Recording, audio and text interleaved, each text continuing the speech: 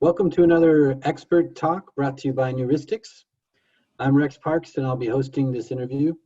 Today I am speaking with Chelsea Berkey, who's an Associate Director of Research Project Fulfillment at Newristics. And she's also our resident expert on the issues of mental and emotional health relating to social media. Before we begin, I'd just like to say that this is a big topic and we know that, and we have limited time, so there are plenty of things we won't be able to discuss today, but we'll try to look at some of the bigger things, at least, through the lens of decision heuristics. So, Chelsea, thanks for joining. Yes, thank you, Rex, for having me. Great, so let's get started.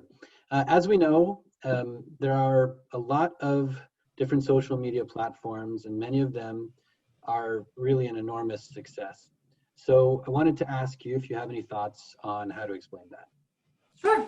So social media platforms, they got started about 20 years ago, and they've been really successful, as you said, ever since. And a lot of that is they offer a lot of different interactive experiences. They give us the news, they give us social interactions with people around the world. They've created a global community. We have access to social and political platforms, and it offers entertainment. But at its core, what social media platforms are really doing is they're satisfying our social needs and fulfilling our human desires almost immediately with little to no effort from the user. Okay.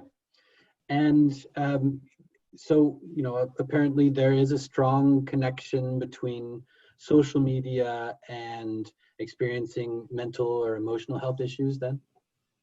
Yeah, absolutely. So there's been a lot of research in recent years around the concerns that have arisen about, mental health problems arising from social media. A lot of that is anxiety, depression.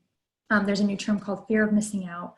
And a lot of that has to do not with the people that check their social media, once a day, once a week. It's from the compulsive usage. So there's been some studies. There was a study in 2018 that looked at, among age groups around the world, how frequently they're using social media every day. And the results showed that 16 to 24-year-olds in North America typically use social media for about 3 hours a day, as well as 24 to 34-year-olds use it for about 2.5 hours a day. So that compulsive use really leads to, like I mentioned, the anxiety, depression, and social media addiction even. And the Addiction Center actually, they estimate about 5 to 10% of Americans have an addiction to social media, which really amounts to about 32 million people. So, there's been a lot of links, especially in recent years, with the compulsive use of social media and the mental health disorders. Okay. So, and for creating these mental health disorders, what's the mechanism? How does this happen that social media can create an environment that's harmful to mental or emotional health? Yeah, so, like I mentioned, a lot of it is the compulsive aspect to it. But if you really take a step back and you look at pre-social media, we lived in sort of a village mentality. So, you were really only hearing what people thought of you or seeing examples in your community. And it was like a smaller, more intimate environment for you to compare yourself to people and or for you to hear how people think of you. With social media, it's expanded us to a global community, and it's also enabled us to have 24-hour access to things.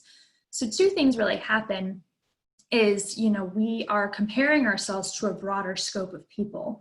And this really comes from social comparison theory, where we have downward and upward social comparisons to inform who we are.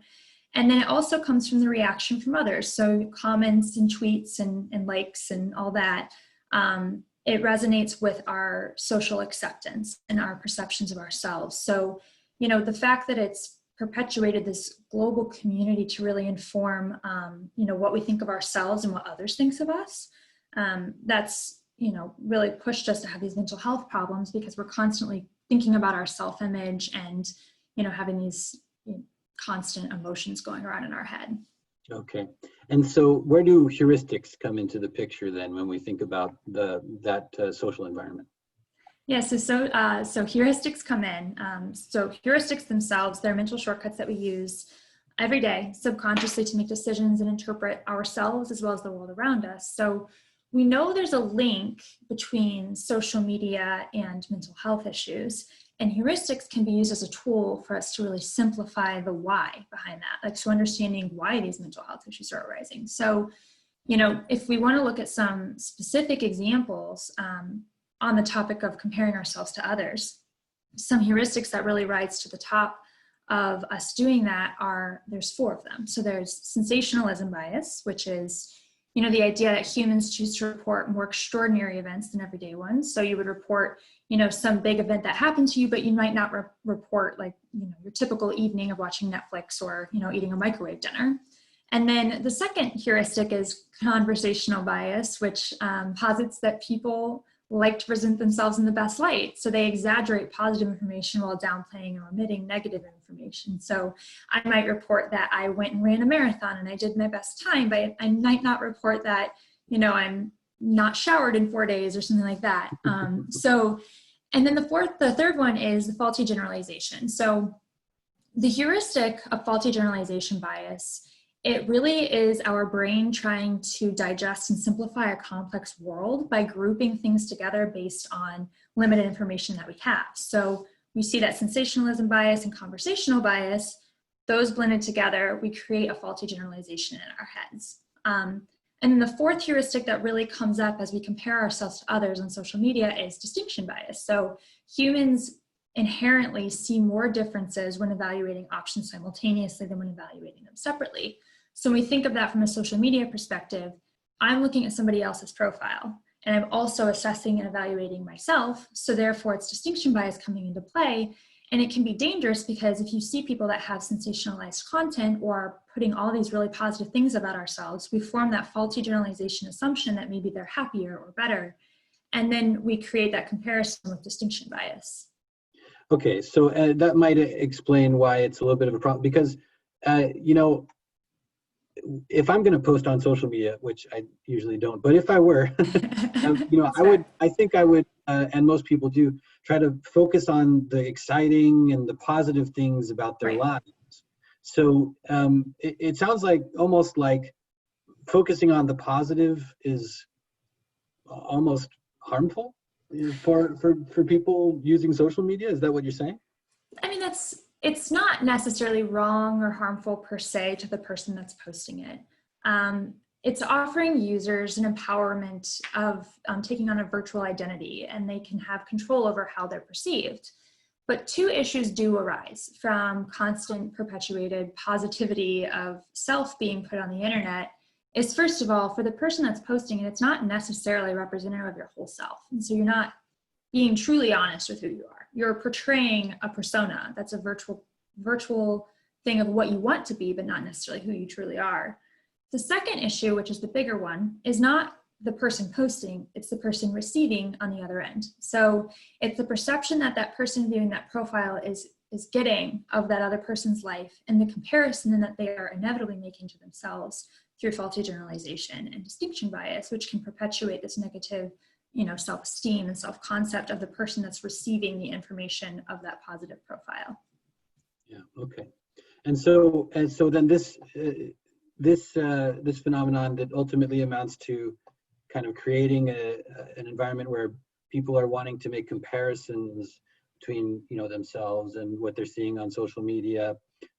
This is damaging to emotional or mental health in what ways then? You mentioned, I think you mentioned depression. Yeah, so there's a number of mental illnesses that are linked with the compulsive social media behaviors. And if you really think about it, the constant social comparisons to these unattainable images that aren't even real, they create a critical hyper-awareness of self-image in a person. So you create, you know, if I'm comparing myself to somebody who's been photoshopped online, maybe they have, you know, 6-pack abs, they're tan, they're beautiful, they're on a beach in Venice, and all these things, they have this lifestyle, then I'm assuming that's their self-image, and then I'm constantly perpetuating thinking about that. And then I start to have self-consciousness, and I'm striving for perfection in myself. And this can lead to social anxiety disorder. And then beyond that, it can also have a long-lasting negative effect on a person's self-concept. So if a person, you know, their self-concept is a belief about who they are and includes like attributes and who and what the self is, you know, that's created, you know, at a pivotal time, especially when we're young adults. So if you're seeing and having these negative self-esteem and negative thoughts about yourself because you're comparing yourself to these virtual personalities, then yeah, you're going to have long-lasting effects about, you know, these detrimental thoughts about who you are. So, and then the idea of the distinction bias too, it's the better than, worse than concept. So you have that develops into low self-esteem and negative self-concept, and then damage to your overall mental well-being. Okay. So beyond these, you know, better than, worse than comparison kind of situations we create for ourselves on social media, are there other ways in which social media could be kind of affecting emotional health? In particular, I'm thinking about, you know, the interactive side of social media, where people are constantly checking their phones for notifications about, you know, the last thing that they posted and, you know, that kind of stuff. Yeah, and that's, I mean, it's something that if you're on social media, I'm sure you're guilty of it, is social media has evolved over time to be extremely interactive, where somebody posts something and then immediately people are either liking it or retweeting it or commenting on it, sharing it, what have you. There's so many different forms of these interactive, like emotive behaviors. And so what that does is, to the person that's posting it, when somebody responds, whether positive or negative, it creates this almost instant gratification feeling, the sense of social acceptance and self-validation. And what happens is, as you post and you get these feelings of gratification, like people like me, things like that, then you start to crave those reactions, which creates a vicious cycle of posting and then expecting that instant gratifying acceptance. And then it falsely informs this perception of who we are if we're constantly looking for self-validation through the reactions of others to us. And it can really become dangerous when, as we've seen, there's a lot of internet trolls, there's a lot of, you know, negative cyberbullying. When these people start to see negative comments, or even sometimes just the non-reaction, people internalize this information that they're receiving about themselves, and they're using that to inform how they feel about themselves and how they see themselves. Okay. So do you think that heuristics can help explain that aspect of what we're doing with social media and this sort of attachment to the reactions we get? Totally. So, you know, the biggest one that comes to mind is a heuristic called Mimicry Heuristic, which essentially says that humans have an innate instinct that drives the need to be accepted and viewed as normal by others. So the action of us posting things on social media and then wanting feedback or approval or reactions from others, that's mimicry heuristic right there. That's us wanting to be seen in a certain way. You know, people responding to us as the self-validation, and it's being seen as accepted by other people. You know, there's also another one that comes to mind is instant return, which comes up because humans want to return on their invested immediately, irrespective of what they may receive in the long term. So if you think about how instant, you know, these reactions are on social media, I post something 5 minutes later, I have 30 people that have commented, shared. You get this like instant gratification without doing much. You can sit on your couch and post something and then, you know, feel like validated by everybody else's comments. Right. So it's almost like you know, when you're craving a dose of social validation, right? You know where to turn. You know, yeah. So and that raises the question of addiction, in particular. You know, among the very many aspects of kind of potential harms to our mental health, you know, through let's say misuse of social media. Would you say it's fair to call this, for some people at least, an addiction? Yeah, you know, we mentioned in the beginning of our conversation the compulsive use, but it's kind of more than that too. So there's been some research done by the Addiction Center where they looked at when people posted anything on social media and somebody reacts to it, in the brain of the person that posted, there's a chemical reaction that essentially is the release of dopamine in the reward center. And what that does is it releases the feeling of pleasure in your body. And then what happens is, as you start to feel that pleasure and the dopamine's released, and you start craving more and more and more. And then when it's not received, you develop these negative reactions, or what we would sometimes call withdrawals. And the scary part about this is that this is the same chemical reaction that happens when people are doing drugs like cocaine. And so there's the release of that dopamine, and then people start to crave it. And that's where the addiction problem comes in. is that it's these gratifying feelings that you want and need. And so you turn to social media to get that very easily. Mm-hmm. So while we're on the topic of kind of comparing the dopamine release, et cetera, that we get using social media to things that are offline, you mentioned drugs. Are there other kind of ways in which social media are replacing traditional ways of meeting our emotional needs? Yeah, definitely. And that's where a heuristic called attribute substitution comes in. And so what attribute substitution really is humans unconsciously substitute a complex, difficult judgment with an easier one. So in this case, they're substituting real human relationships and acceptance with a virtual surface level sort of reaction. And so, what that is, people typically in a traditional sense, they're getting their relationships and these feelings of gratification from a face-to-face interaction that's really important, and from these gratifying experiences to maybe achieving a goal. And it's deep rooted in our traditional idea of, human relationships and having these fulfilling long-term pleasures of social acceptance and things.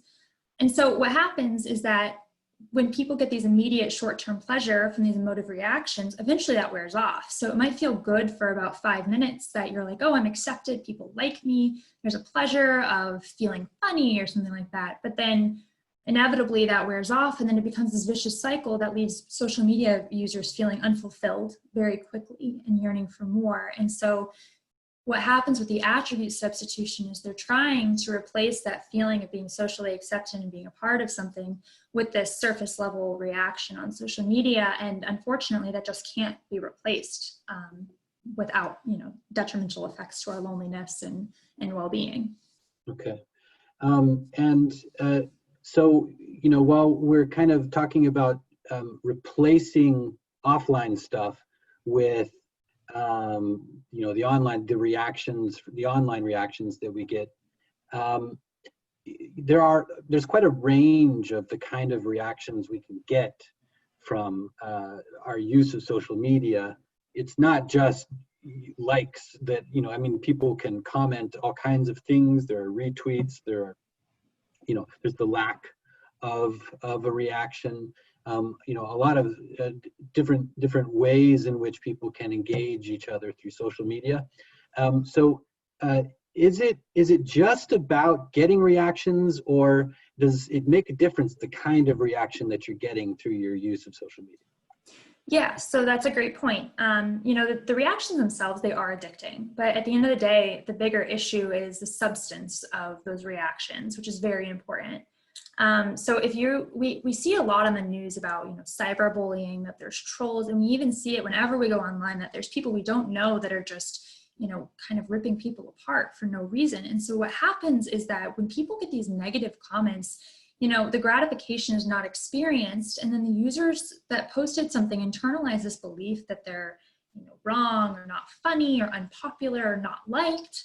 And then even, like you said, the non-reaction, if people post something and then nobody reacts to it, then they automatically believe that, yeah, then people think that like nobody cares, nobody's looking at them and nobody's paying attention, and that they don't matter in a sort of sense. And it can really escalate, and it's prompting people to continually refresh the page in the hope of seeing another person that like enjoyed their post or that is commenting and giving them, validation. And a really important heuristic comes into play here, and that's called the looking glass self. And essentially what the looking glass self does is it is when people see themselves through the eyes of other people, to the extent that they're incorporating the views of other people into their own self-concept.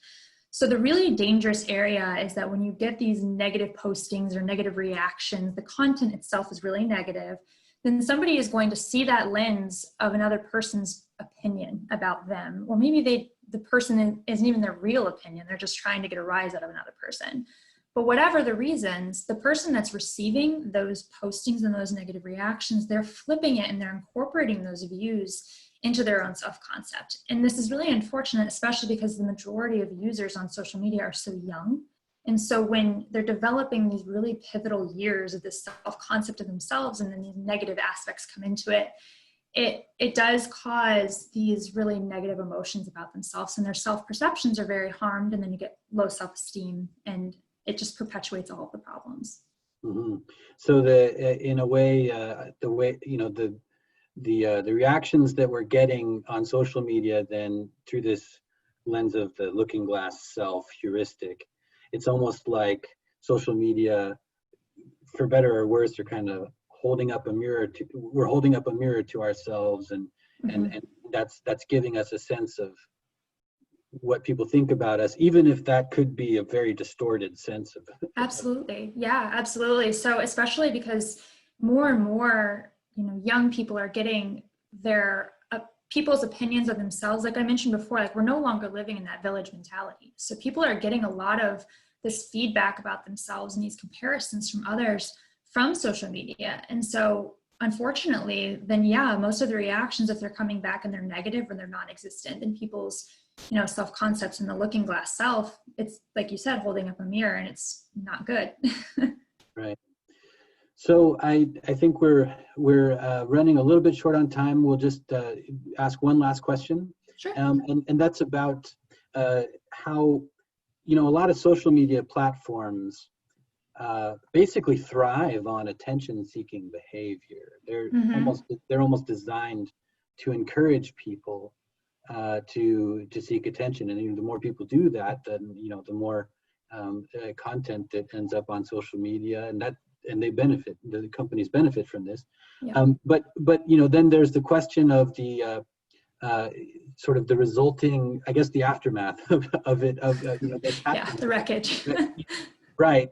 Because it's generating attention-seeking behavior, it's encouraging it, and so people play along with it, and then this may be another kind of way in which mental health is affected through social media. So what are your thoughts on that issue, and how we can understand that through the lens of heuristics?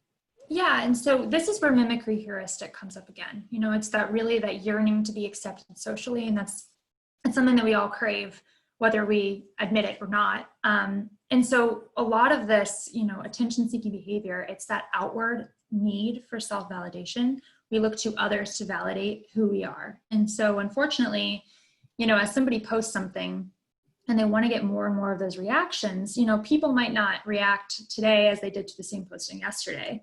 So then it escalates. It becomes, people become a little bit more aggressive, or, I don't know the right word to use, but they just become a little bit more radical, I guess you could say, in the things that they're posting, and it escalates more and more and more. And then unfortunately that, it creates this whole fake persona of a person, and then they're looking for this self-validation. And at the end of the day, even if they get that immediate reaction from people, they're not going to be fulfilled.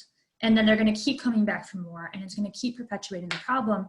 And this is where we see a lot of that content coming up. There's millions and millions and millions of posts every day. And if somebody wants theirs to be seen, they have to make it pop. And so unfortunately, we see that come out with a lot of the really negative posts and the really radical ideas that come out on the internet. And it just creates a really dangerous environment. And it's not healthy for anybody that's on the internet, on these social media platforms, to be searching for that outward validation from, quite frankly, people they don't know. Most of the people on social media are people you're never going to meet in person. So it's that mimicry heuristic coming into play. They want to be accepted and they want to be seen. So they're just going to perpetuate, themselves more and more to get that attention. Right. And so then when they don't get it, it escalates, and For sure. It's kind of, how far do you have to go before you actually feel like you're getting the attention that you need? Yeah. And that need may never fully be met. Yeah, exactly. Okay, well, Chelsea, thank you very much for taking a bit of time today to talk about this very interesting topic with us. And on behalf of everyone listening, and of course from myself, thank you so much, and hope you have a great day. Yes, thank you.